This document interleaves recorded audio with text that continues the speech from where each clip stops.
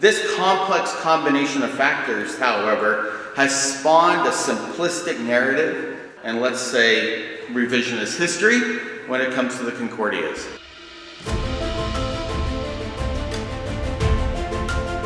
The loss of the various Concordias can be traced honestly to a complex combination of a loss of mission and identity, demographic challenges, escalating costs, and simply a lack of control over finances. So during the next few minutes, really great to be with you, but during the next few minutes I'm going to talk to you, give you a very high-level overview of the formation of the Concordia universities. Having attended Concordia University Portland when I was a student, having taught at Concordia Tokyo, yes, there was such a thing at one point, having served 16 years on the faculty and as academic dean at Concordia University Portland again, and then now serving as the president of Concordia University Irvine, I have some insight into the evolution of the Concordias. So each of the Concordias, of course, has its own particular story of how it came into existence, who brought it into existence for its founding and its funding, what was the original purpose of the education there, and how has that purpose changed over time? And of course, today, how do the Concordias interface with the Concordia University system, the board of directors of Synod, and with each other? There's one constant in these stories, however, and that is evolutionary change. Each institution has changed dramatically over the years. For example, Christ College Irvine, the youngest of the Concordias, and note, not even called Concordia at its founding, was founded, it opened its doors in 1976, 5 faculty, 36 students, and 1 building. Yes, classrooms, apartments, dining rooms within their apartments, all within 1 building. Today, we are 2 years away from our 50th anniversary. We have 350 full-time faculty and staff. We educate nearly 5,000 students annually on 3 physical campuses and online programs that reach around the world. However, despite all of these changes, our alumni, they remember the day of their school time. They remember the school of their day. For those of us lucky enough to have attended a Concordia, we have deep, impactful memories. For many of us, we made lifelong friendships. We fell in and out of love, maybe multiple times. No confession here. Read for the first time perhaps Homer, Cicero, Dante, and Chaucer. And being from Montana, learning how to pronounce Chaucer. And we learned the difference, some of us, between a subordinate clause and a genitive absolute. And I'm very sorry for the psychological trauma I just caused some of you. Tim.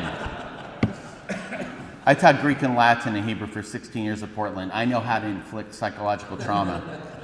Memories, they are very, very deep, but they are also, frankly, locked in time.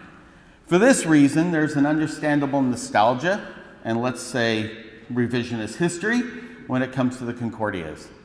Those were the good old days. I remember what it was like when I was at Concordia. You know, we trained church workers, right? There were pre-sim students, Lutheran teachers, DCEs. None of those professional programs were there that watered down the seriousness of Lutheran education until you learn your facts about history.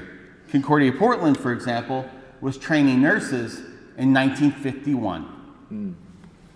In fact, there's a lot of revisionist history when it comes to the Concordias. Do you know that most of them were not started by an initiative from St. Louis?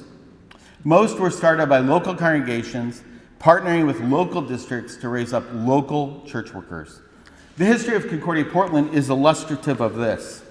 In 1905, it was a very long way from Portland, Oregon to St. Louis.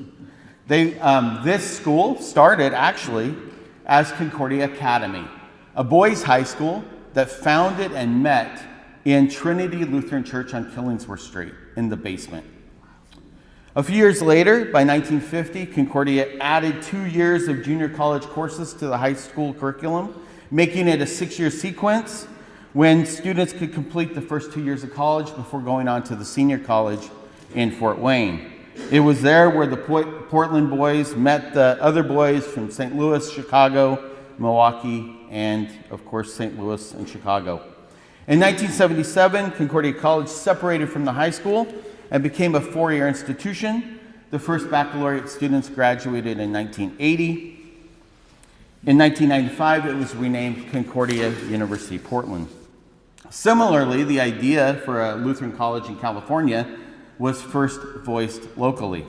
1955, the president of Southern California District, now the Pacific Southwest District, put forward the idea, 1955.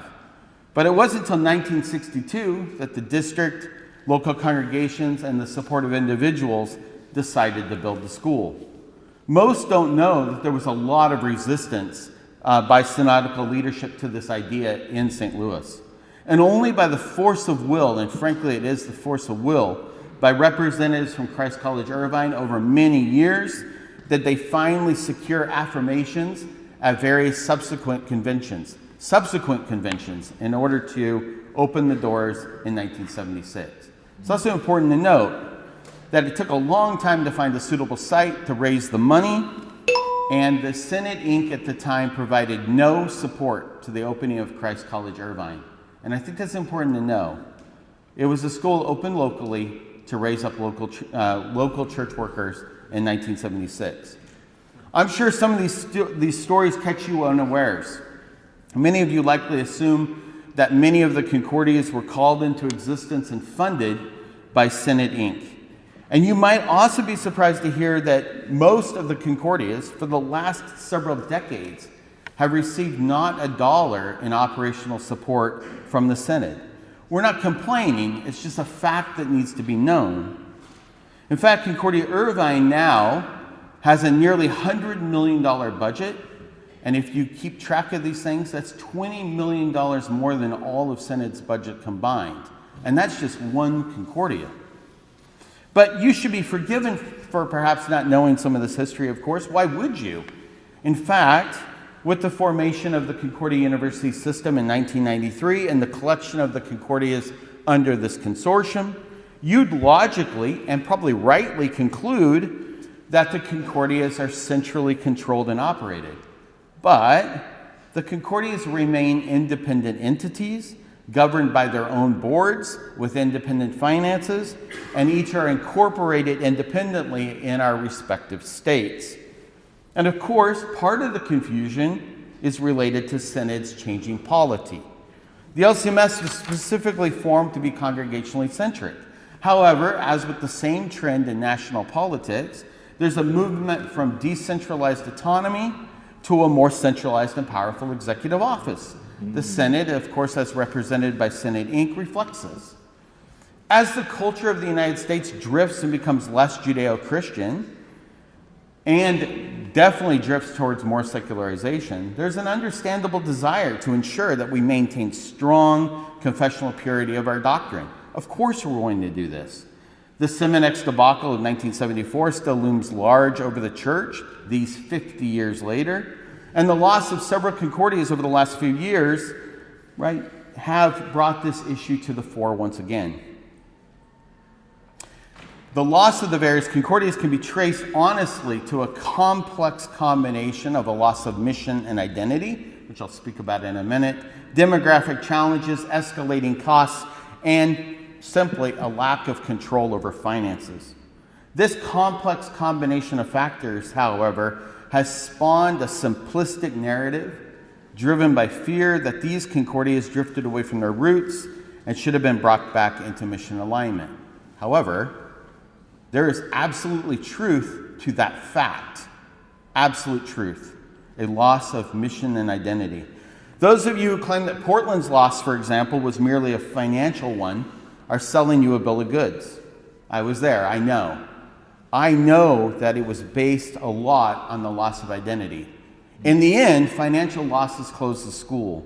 But those financial problems were caused, and I firmly hold this to be the case, and I will take this firmly to my grave, that the problems were caused by a loss of mission and identity. Concordia Portland lost its way. It lost its way as a confessional, conservative Lutheran Christian university. And once it did so, it lost its distinctive reason for being. And it lost its unique space in the marketplace, and then had to compete with dozens of other liberal arts schools in the Northwest. It is a true blessing that a strong, conservative, confessional Lutheran Christian identity is also good business. Why give up the very distinctive element that sets one apart in a crowded marketplace? I will never understand that decision, never. But the other narrative you hear, or probably have heard, is equally as dangerous. Concordia Portland failed because it expanded into other academic disciplines and started offering professional programs. It enrolled, frankly, too many students. You hear this narrative a lot, and it's not that simple. The expansion of academic programs beyond traditional church work programs has caused tension within the LCMS, certainly so. Some church members worry that this broader focus dilutes the university's confessional identity and weakens their commitment to Lutheran doctrine. I'm sorry, but this is just too simplistic, too sophomoric. The mission and identity of a university is not watered down by academic programs, and I want to emphasize this very clearly. Mission identity of a university is lost and watered down when the right faculty are not hired and the right staff are not hired and catechized as to what it means to teach and mentor students at a Lutheran Christian university. It seems so easy. Just go back to the good old days when we just trained church workers and everything will be all right.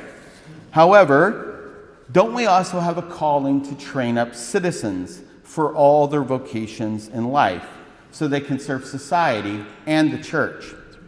This was Martin Luther's charge to the princes in Germany in his letter in 1520.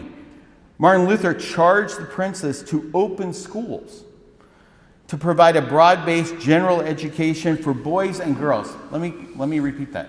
1520, general education for boys and girls. The curriculum was a liberal arts curriculum. It was not just theology, and it was good for the church, certainly, but it was also good for society. Educated citizens are the means by which God ensures good and proper order and the maintenance of civilization. The Concordias today, with all our varied disciplines, carry out what Martin Luther advocated. We prepare students as chemists, teachers, accountants, nurses, graphic designers, engineers, artists, musicians, and also theologians. And it just so happens this is good business too, for it is the expansion of academic offerings that keeps the Concordias financially viable and faithfully relevant. Today, the expenses of providing a top-notch theological education are significant, and the funding from the church cannot possibly underwrite these costs. By diversifying our academic offerings, the Concordias can attract more students and generate the revenue needed to support one of our core missions, and that is to train church workers. The presidents and leaders of the various Concordias understand the fear of the members of Synod. We have lost too many Concordias lately, that is for sure. And we know that there is fear that the Concordias may drift away from our shared confession. However, I firmly and confidently believe that the current presidents and leaders of these institutions are committed to completely holding to the shared mission and identity that called each of these institutions into being, whether it was in 1864, Chicago, or 1976, Christ College, Irvine. We know without a doubt that the heart and soul of the Concordias is found in our faculty and staff. It is they who embody the mission and identity of the Concordias.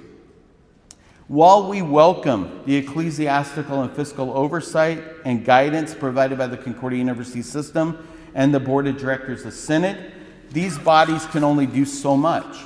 It is the faculty and staff, the people who train, mentor, guide, teach, and influence our students on a daily basis, who embody the mission and identity of these institutions. We who hire and how to catechize them, that is the key, to catechize them into the ethos of Concordia. And that matters more, frankly, than any synodical bylaw or oversight by a committee. It's just too simplistic to hold that a distant body that has oversight periodically can ensure adherence to the mission and identity as the University of the Church. That is held in the faculty and staff, and it's our job to hire them properly and catechize them rightly.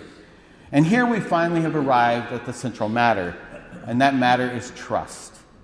There are certainly a lot of reasons not to trust. There's also a lot of fear, and rightly so. I lost my alma mater, the place I spent 20 years of my life. I know it's trust and it's fear. But consider the impact of the Lord's work at the Concordias today. Each and every student who comes through our doors, collectively, 25,000 students annually, each and every one of them hear the gospel. We are the missionary outpost of the church, and by the way, talking about good business, they pay us to hear the gospel. What an amazing opportunity. We stand in that liminal space. We are in the world, but not of it. Would it be easier just to build walls, to be a Lutheran school just for Lutheran students? You're certainly hearing that narrative today. But we are called to educate, form, and shape all qualified students as they pursue their various callings. Should we cede all non-church work academic programs to the secular state universities? Or should we honor the call by Martin Luther in 1520 to prepare citizens who serve the church and society through their individual vocations? I personally think our Lutheran congregations are stronger when filled with the graduates of our Concordias instead of just the graduates from, say, Iowa State, Cal State Long Beach, Texas Tech, Loyola, or wherever. I'll close with this last request. Pray for your Concordias.